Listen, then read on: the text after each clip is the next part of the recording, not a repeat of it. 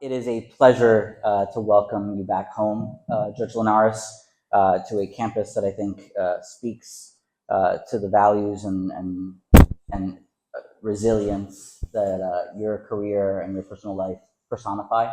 It is a true and sincere pleasure to welcome you back. A few legal disclaimers right out the gate. Uh, Both share Cuban roots, but that's just a coincidence in the invitation list. Um, but some things that might not always be autobiographical or shared that if you'll indulge me with this, that I'd like to share. The testament to folks who accomplish great things are sometimes the values that are not always articulated or shared. It's the reach of your impact, and I can't think of a better example than the family that you support and you've elevated, from your son-in-law, who I went to grammar school with, high school, law school, can't shake them. Neither can I. To your daughter and son, who were actually law school classmates of mine. Yeah, an extraordinary group of people, and I think a testament to your commitment and your legacy is personified by your children. So I would be remiss to not acknowledge that today. Thank you. Without further ado, thank you once again for joining us this afternoon. I think it is a privilege to be able to host you. I envy our students for this opportunity. And the purpose of this Fireside Chat series is really about showcasing for our students unlikely journeys, right, that are incredibly common on this campus, that makes this place incredibly unique. New Jersey City University is the state's oldest Hispanic serving, minority serving institution. I'd like to remind some of my fellow presidents and peers, we were all those things before all those things were recognized by federal law. That we serve the most socioeconomically diverse student population. The overwhelming majority of our students are the first in their families to be able to pursue an education. So that is who we serve, and to have the opportunity to showcase individuals that have walked this campus, that have achieved great things in our community, that reflect right back at you your own stories and your own journeys is incredibly important. And that is at the heart of this presidential speaker series, is to highlight those stories so that you see your own stories reflected back at you. So let's begin there. Let's talk about early influences. Judge, can you share some of your earliest inspirations or experiences growing up here in New Jersey that led you to pursue a career in law and later serve as a judge? Sure. Is this on? Yes. Can you hear me okay? Yeah. Well, first, before I answer the question, and I want to thank you. Where is Mr. Cole? He's probably hiding somewhere. Thank you for that introduction. I really appreciate it, Bob.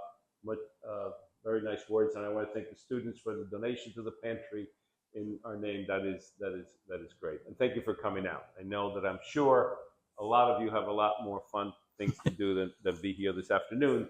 So I appreciate the time, and I appreciate the fact that you showed up. That said, to answer the question specifically, my journey to a career in law began through, environmental things that occurred, and then a person that played a role in that. And I'll try to make that story not that long. I know the basketball team has practice, and you're going to have to leave around 3 o'clock. So make sure if you have any questions, you talk to me before you leave. But when we first got to this country, I was just about to turn 13 years old, and the world was falling apart, as you can imagine. I'm sure a lot of you had the same or similar experiences growing up in Newark. We moved to an apartment in the suburbs, and turns out we end up getting evicted out of there because we were 5 boys. I was the oldest, so you can imagine we used to make a lot of noise. My parents were both working, and the real estate office that was downstairs from us complained, and the landlord comes over and starts yelling and screaming at my father. We hadn't been here that long.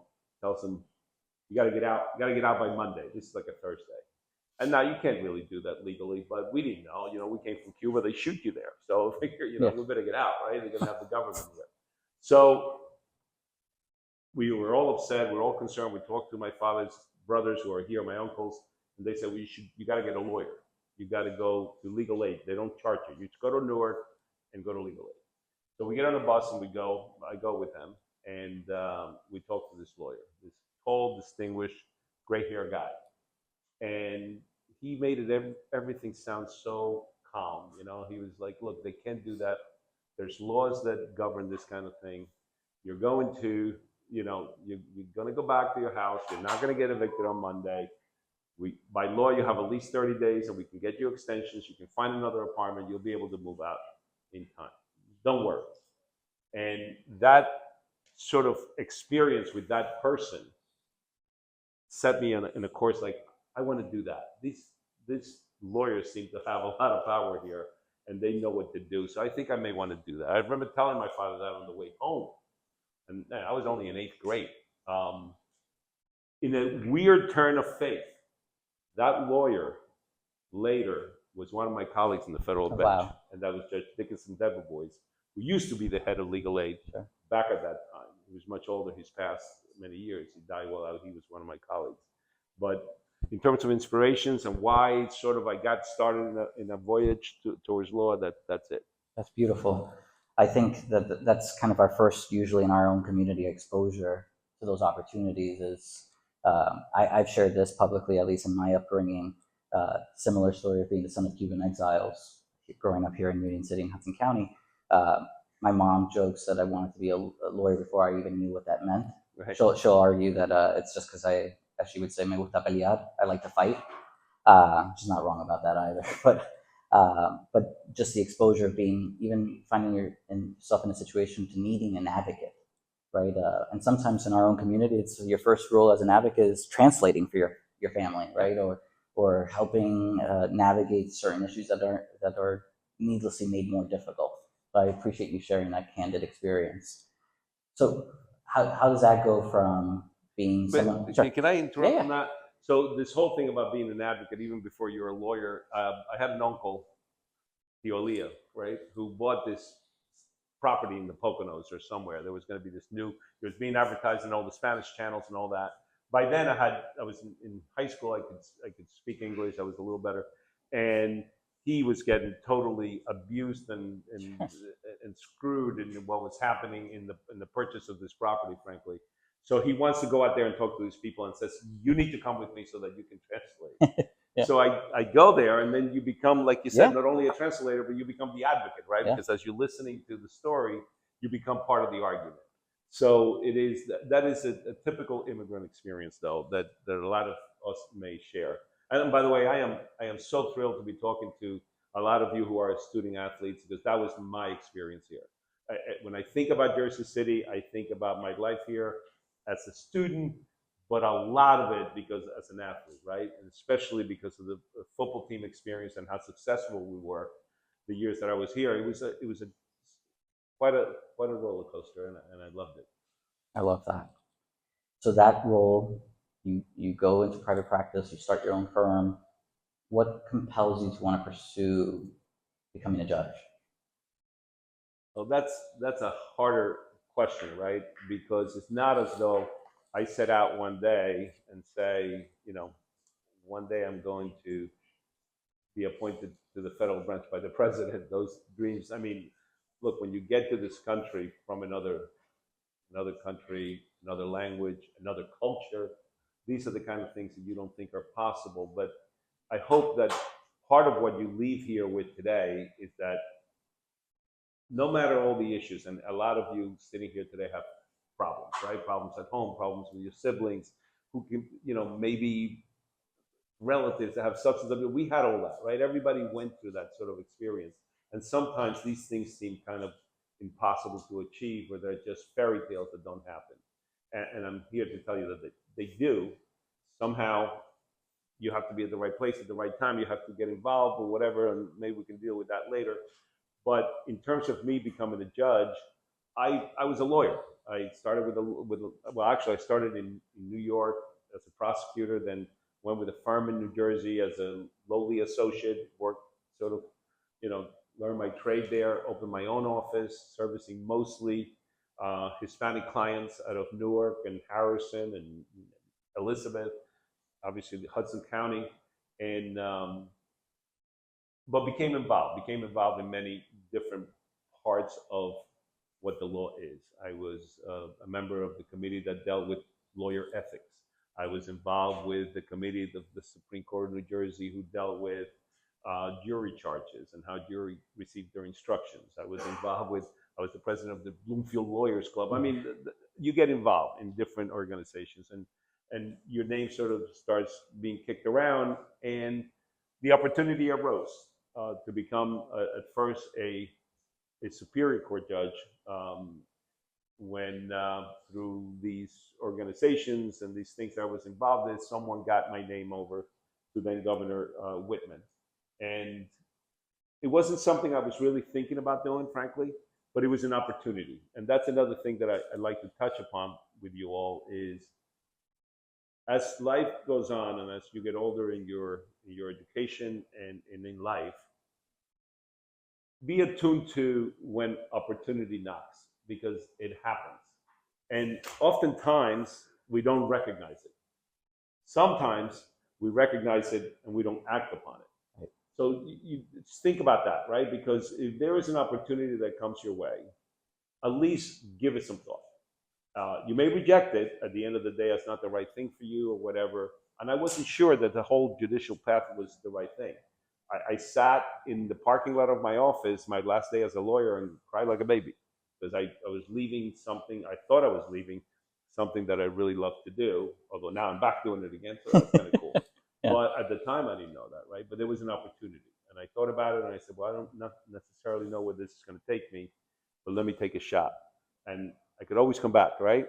So it didn't inspire me to be a judge. But once I got there, I was at the state level, I was inspired by what being a judge represented in the context of our division of power in this country, of the three branches of government, and how important it is to our country, to social justice, to all of those things that makes us the greatest nation in the world, right? Having a strong and fair judiciary, I realized, was extremely important in how society conducts itself.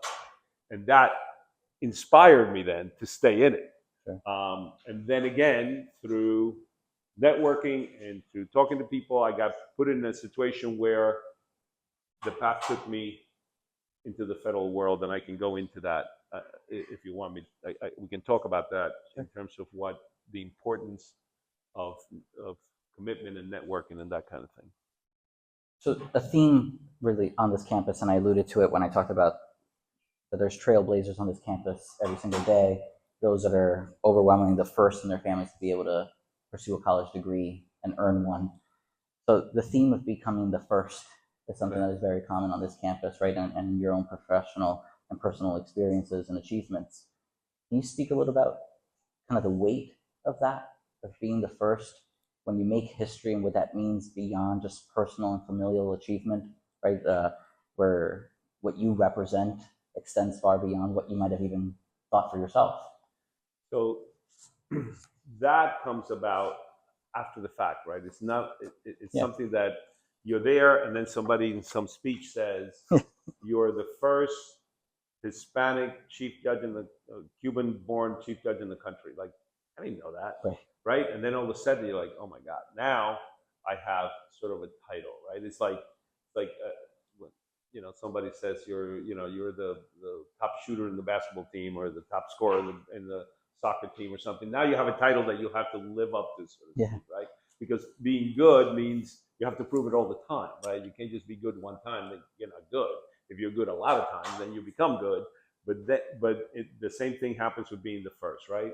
When you start realizing that you are the first of certain thing, either in a community, a group, whatever it may be, there's certain responsibilities that come with that. If you have pride in who you are and where you came from, right? If you have pride of the fact that you are Hispanic, or you have pride of the fact that you are Cuban, and what your parents went through and what the sacrifices that they made for you to get here, then there's this weight of responsibility that you owe it back. Yeah. You owe it back to the community, you owe it to yourself not to screw it up, right? And that's, that raises a level of pressure in the way you conduct yourself, in the way you live. It becomes a little different. You know, my life changed once I became a judge, and during the time that I was a judge, I was a different person. And I think part of that wasn't because of ego. It had to do because of responsibility and what I viewed the job to be, and how important it is to conduct yourself a certain way when you are at first of something, right? Sure. Because when the criticism comes from the public, it's not you, Jose Linares. It's like, look, they put a Hispanic up there and they screwed it all up, and he doesn't know what he's doing or whatever. Or this Cuban guy just got there because, you know, somebody, he had a hook or something, right? And that's what you don't want to hear. So I hope that it feels like the judge is reading my the Jersey Journal articles about me. Looking back on your career, can you point to something that you're particularly really proud of? Like, is there a standout accomplishment experience that you feel like it wasn't your education, right, but it was life prepared you for? My standout accomplishment, I think, walked out of the room, which I would say was my son. There you go. Oh, he's here. So if I could say my greatest accomplishments, if that's the question, it's my family, right? It's my son Joseph, it's my daughter Megan, and I'm gonna get all emotional about this, and my son Eric, because of what they have accomplished and the respect that they have brought to our journey as immigrants and getting to this country, and understanding that we stand on the shoulders of other people, right? And we don't do things by ourselves. But yet when other people help you, make sure that you comport yourself in such a way so as to make those people proud of the fact that they gave you a leg up, right? They're amazing citizens. Joey's an unbelievably accomplished lawyer and a better father and a better person, right? That's my biggest accomplishment. I think, if on the same theme, if you were asked to ask me, you know, look, I love the fact that Cole mentioned that I was first team all conference. That's great. I love that, especially in the room of athletes. But the truth of the matter is, the greatest accomplishments came not from the cases I heard and stuff like that, but from the lives that I was able to change. You know, you're put in positions in life sometimes when you have influence over people.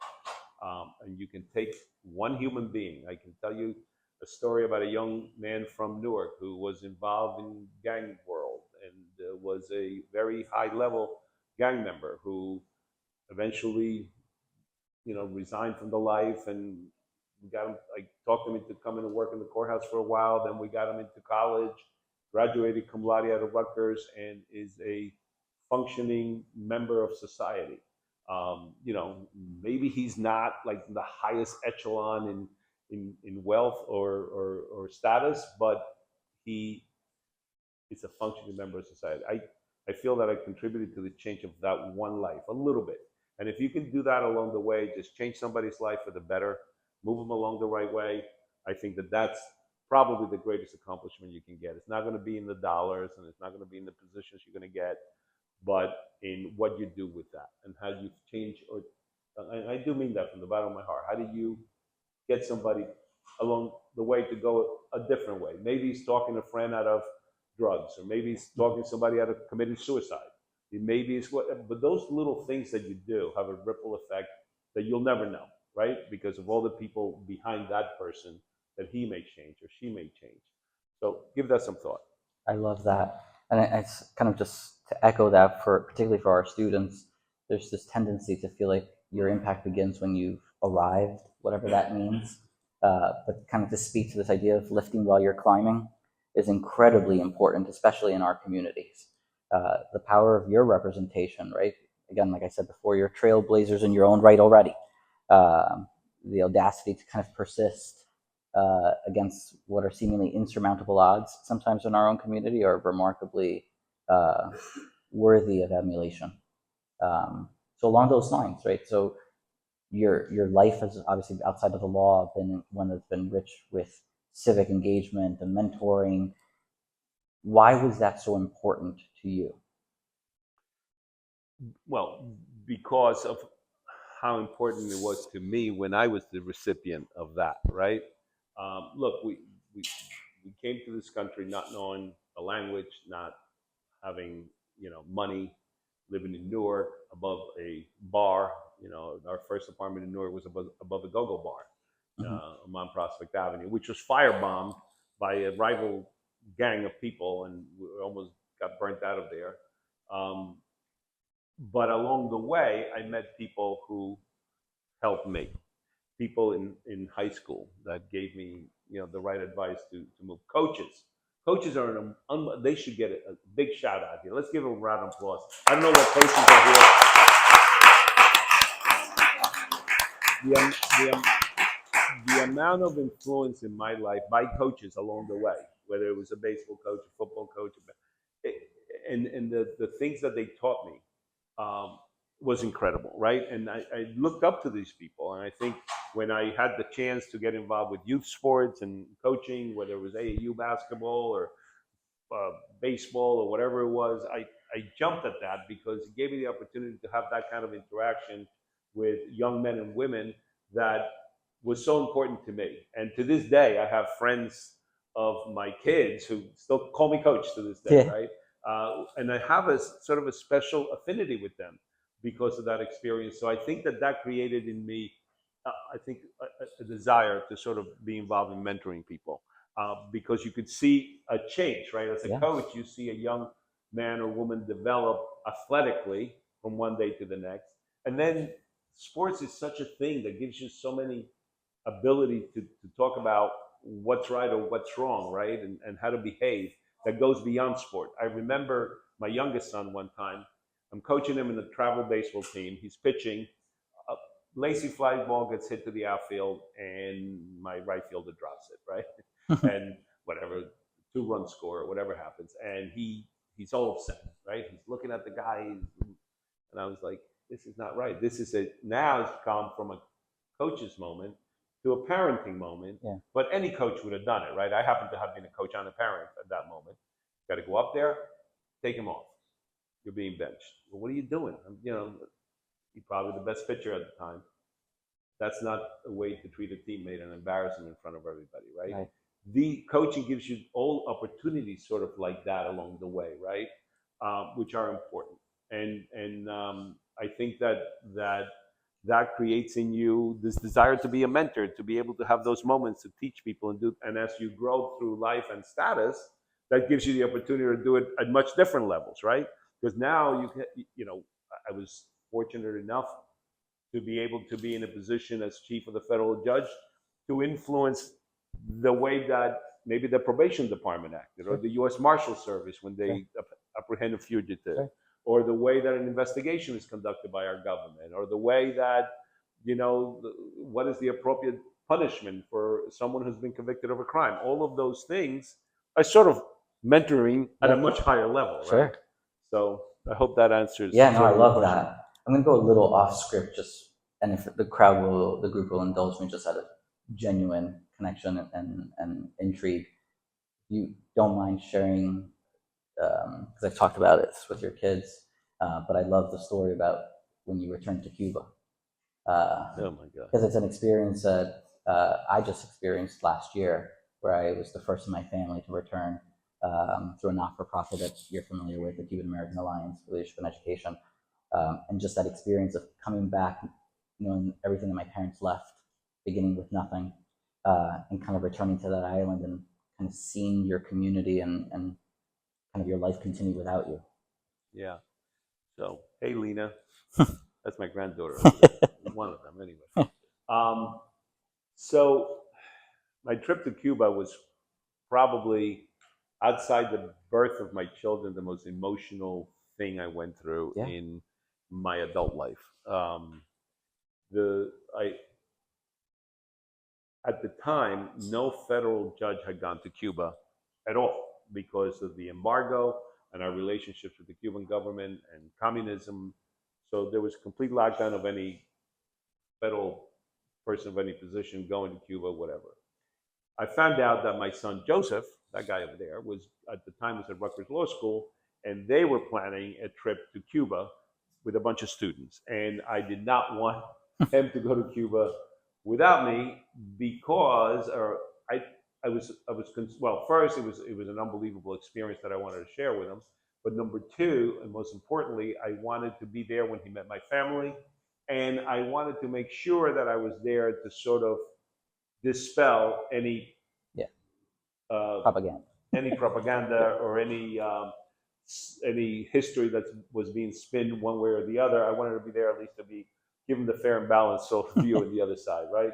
So, and to him and to his college friend or law school friends, and when it was an incredibly emotional thing. You know, as a kid, you remember things a lot different than you do as an adult, right? If you were to go back, I don't know how many of you still live in the same house, but we moved in this country. I hate moving now because during my youth we must have moved 10 times, right? We lived in all different apartments all over the place, and the my mind's eye, I saw Cuba differently. I saw it manicured lawns, beautiful palm trees and flowers. My uncle's house seemed enormous to me when I was a kid. And then you go back and it's terrible, right? They're starving, people are struggling, everything's broken down, and it was hard. It was very hard to see it the way it is today. But it was so thrilling to go back. Yeah. I got out of the plane. I literally kissed the ground when I got there. I got on my knees and kissed the ground, like, oh my God, I'm back. It was sad seeing my family and the struggles that they have. But I got to share that experience with my son, and he got to meet my family and see another aspect of humanity and how different governments treat people differently and the different freedoms, etc. So it was a very emotional experience, but also I learned from it too. Yeah. And you hear other points of view that you may not hear here, right? Right. And made me think about things a little bit different too, about the plus and minuses of the embargo. Is it a good thing? Is it a bad thing? I was pretty close-minded about it. Came back a little more open-minded. Sure. My father would been very upset if I told him I was going. Yeah. He didn't want any of his kids to ever go back.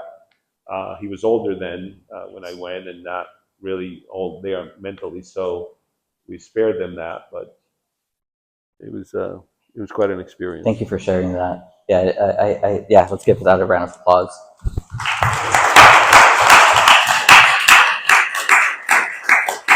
Because I want to thank you again for being here today and being so candid and so open with your story and sharing your time with us today. I do want to open it up. I know we have some questions from some of the students, and if, with your indulgence, provide that opportunity to them. Have at it. We'll now take questions from the audience. I'll bring the mic to you. Who wants to ask first? You all get extra credit. Oh, scared. I'm not going to lock anybody up. I'm not a judge. Oh, there's one. There we go.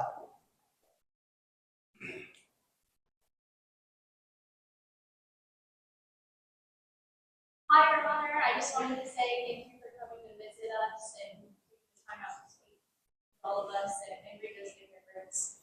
I may not be a student athlete, even though in my head many of us are people of color and students of color.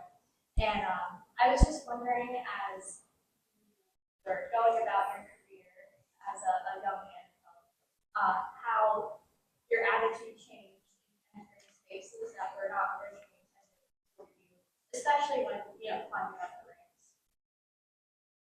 ranks. So let me see if I understand the question correctly. You want me to talk about my experience as I was going through the different phases of my life and how that was affected by who I am or my ethnicity? Is that what the question is about? Yes, and how much it affected your non-ethnic. So I think, that question I think that it affected me in the journey in that there were certain core values that you bring with us, right? Everybody, we're from a culturally diverse world. and we all have different strengths within our cultures, right? And every one of our cultures brings certain value to whatever it is we do, right? Because it's things that other people may not realize or know. So I think that as I went through my experiences, it helped me in that knowing what you had gone through and the sacrifices your parents had made and that you made to get there, it made me think that I was stronger than the next guy, right? Who may have been born with a golden spoon in his mouth. And, I always thought, well, I've taken a lot more than he could, so Yeah. I am going to succeed here. But I also realized the importance of diversity of ideas in whatever endeavor you're in. And by that, I don't mean just diversity for diversity's sake, just to create diversity. I mean diversity of talent, right? If you have people who are talented and also diverse, then that has a tremendous contribution to whatever kind of team you're playing in, right? Because if you have, and to put it in the athletic context, there's a lot of athletes in the room, right? You have diversity of talent. You need, let's see, let's talk about a basketball team, right? You need a point guard, right? You need a two guard. You need a big guy. You need the forwards, right? But you need people who can shoot. You need some people who can dribble. You can't just bring in people that well, this guy is small, so therefore he's going to be a point guard. I'm going to bring him in there. And this guy is big. I'm going to put him over there. That's diversity, but that doesn't help you. If you have talented people who can then bring those attributes to the floor, it becomes a very powerful team. And what I mean by that is, it is important because diversity brings to it different thoughts, different values, different cultures, and we're all richer for that. But it is important also that we endeavor to be talented when we get to that position. Because the worst thing you can do for diversity is to get there because of diversity and then don't make a good showing, right? Because then we lose credibility.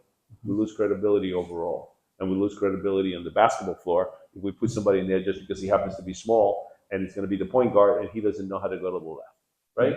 Yep. So I hope that sort of answered, because it did color the way I looked at it when I got to be the chief of the court. And I strive to diversify that court with talent where it was needed. And it was important to have diversity in the court, especially when, for example, in the probation department or the public defender's office, they didn't have anybody who spoke Spanish. Well, that's a problem. Right.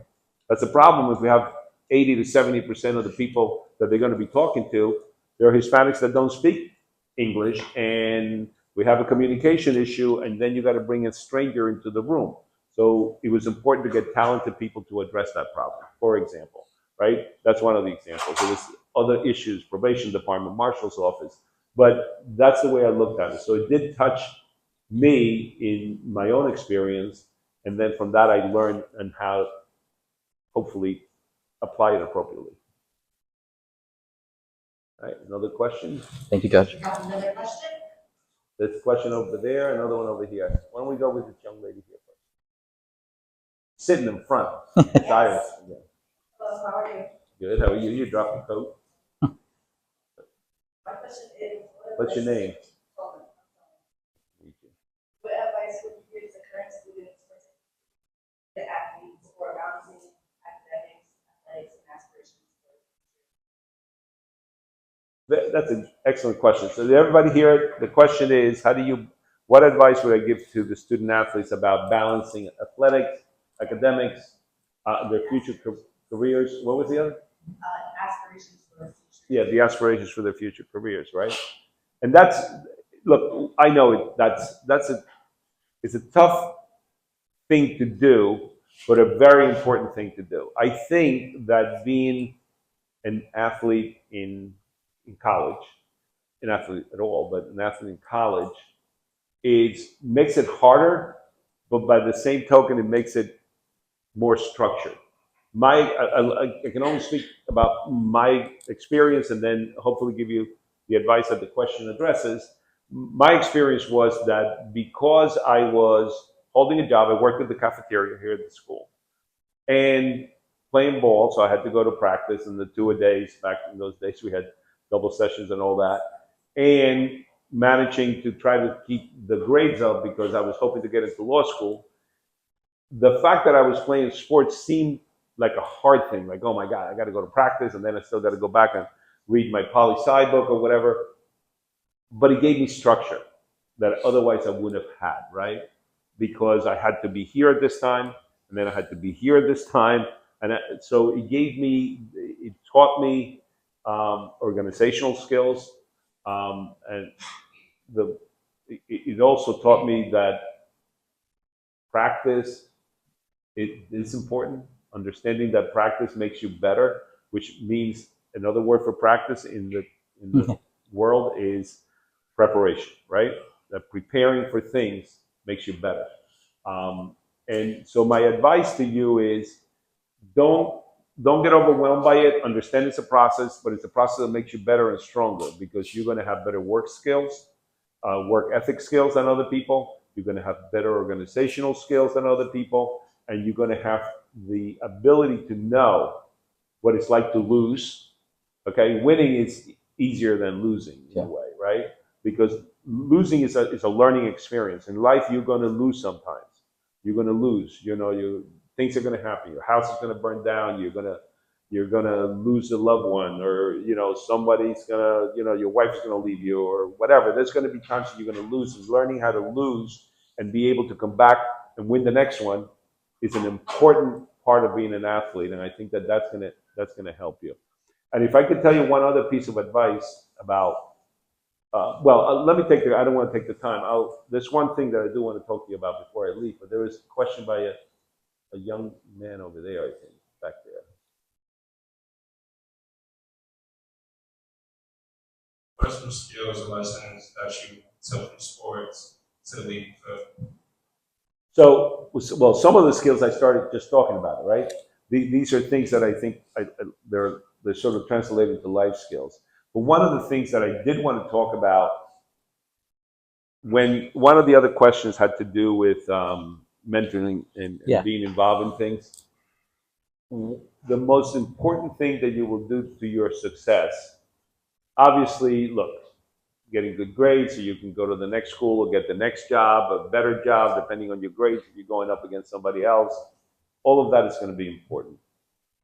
But the two most important things, I think, is one is your own personal reputation, right? Your reputation among your fellow athletes, your reputation among your fellow students.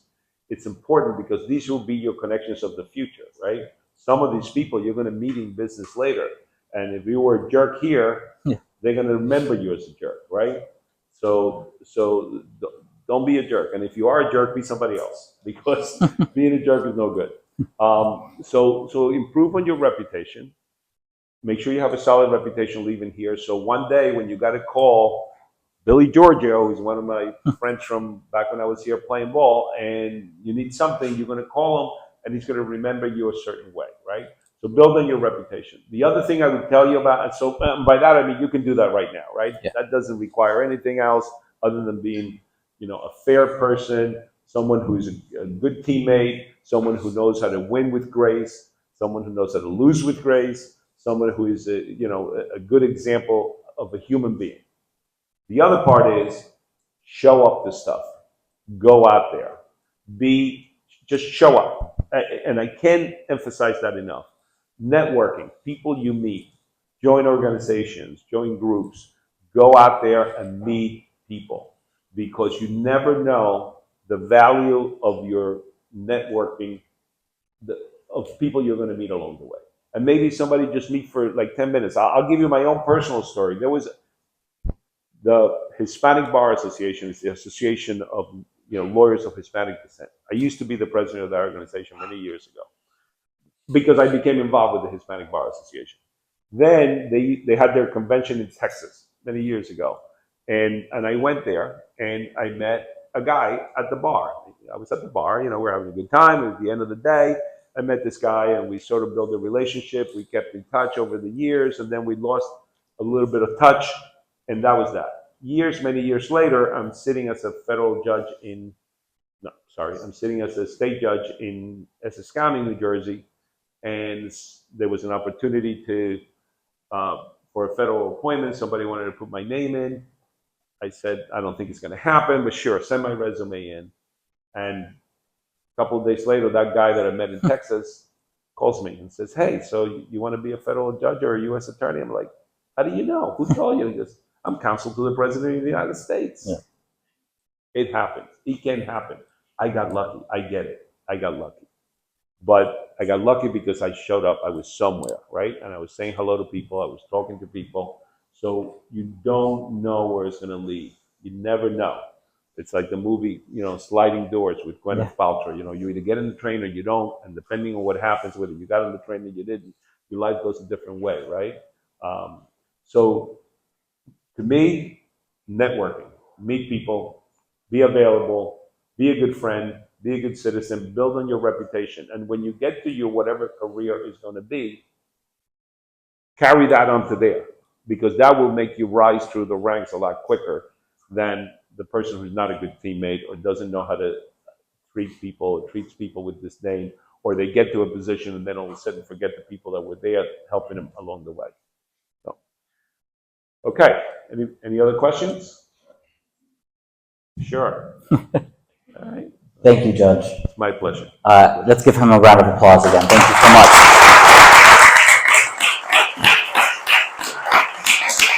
Judge, it was an absolute pleasure and a personal honor to welcome you back home today. Thank you for, again, sharing your time and in this particular space with all of us. I will say, to keep the sports metaphor, I've heard it eloquently said that the American dream isn't a marathon or a sprint. It's a relay race. Yep. And I want to thank you for running one hell of a leg. It was great. I want to thank all of you for inviting me back. It was awesome. I've been here a few times, but not a lot. And every time I come in, it's like walking through memory lane. It's weird. It was walking through the quad there and remembering, oh my God, I remember sitting there talking to so-and-so. And I remember this girl I met over there. And, so it was wonderful, wonderful memory just walking through the campus.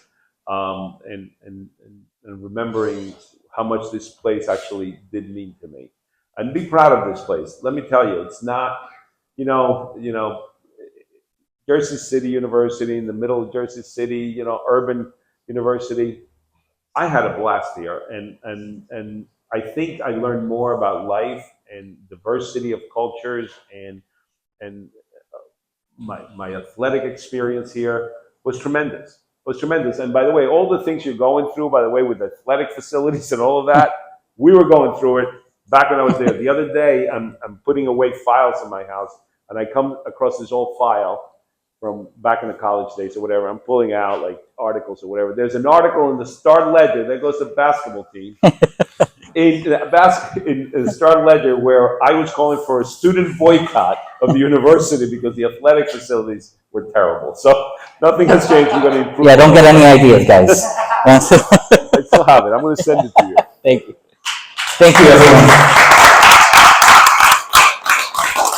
Thank you. That was great. It was a pleasure. Thank you.